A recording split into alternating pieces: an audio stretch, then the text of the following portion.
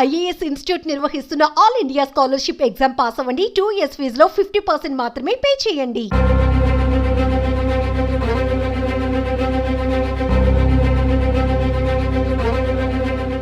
చుట్టూ పచ్చని పొలాలు, ఆపై పంట కోతకొచ్చింది. అప్పటికే పశువుల బెడద ఉండడంతో పంట ఎప్పుడు కోస్తే బాగుంటుందో అని రైతులు పొలాల వద్దకు వెళ్లారు. అయితే ఇంతలోనే స్థానికంగా ఉన్న పొదల్లో కనిపించిన దృశ్యాలను చూసి భయపడ్డారు అంతా. ఒక్క నిమిషం ఆలోచించకుండా అక్కడి నుంచి పరుగులు తీశారు. ఇంతకు ఆ పొదల్లో వారికి ఏం కనిపించింది?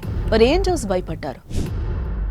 జిల్లేడు చెట్టుకు ప్రత్యేక పూజలు, మనిషిని పోలిన ఆకారంలో బొమ్మ, అందులో నిమ్మకాయలు, పసుపు, కుంకుమ, నల్లటి రంగులు, దానికి తోడు గుమ్మడికాయలు, కొబ్బరికాయలతో భయానకమైన క్షుద్ర పూజలు చేసిన ఆనవాళ్లు. ఇగో ఇవే స్థానిక రైతులను భయపెట్టిన దృశ్యాలు.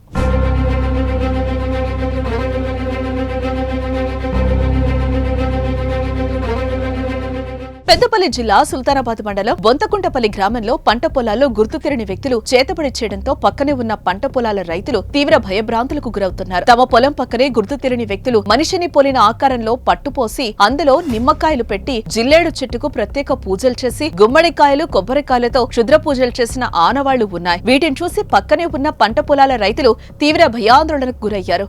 అయితే ఈ విషయం తెలుసుకున్న రైతు క్షుద్ర పూజలు ఎవరు చేశారో వారిని పంచాయతీ నిర్వహించారు. దీంతో పెద్ద మనుషులు ఇరు వర్గాల మధ్యన ఘర్షణ తలెత్తింది. తమ ఇంట్లో ఓ వ్యక్తికి ఆరోగ్యం బాగలేకపోవడంతో ఊరు బయట ఓ మాంత్రికుడితో చేతబడి చేయించినట్లుగా తెలిపారు. ఈ క్రమంలో పక్కనే పంట పొలానికి చెందిన రైతు తీవ్ర భయభ్రాంతులకు గురయ్యాడు. దీంతో కోతకొచ్చిన పంటను కూడా కోసేందుకు హార్వెస్టర్ కూడా రావడం లేదని ఆందోళన చెందుతున్నాడు. ఈ క్రమంలో ఇరు వర్గాలకు తీవ్ర ఘర్షణ జరిగింది. దీంతో గ్రామంలోని పెద్దలు సర్ది చెప్పడంతో వివాదం సద్దుమణిగింది. అయితే ఇటీవల కాలంలో ఇలాంటి నమ్మకాలు పెరిగిపోతున్నాయి. దీంతో ఇలాంటి పూజలు చూసి స్థానికులు భయపడుతున్నారు. చేతబడి చేస్తున్న వారిపై చర్యలు తీసుకోవాలని కోరుతున్నారు.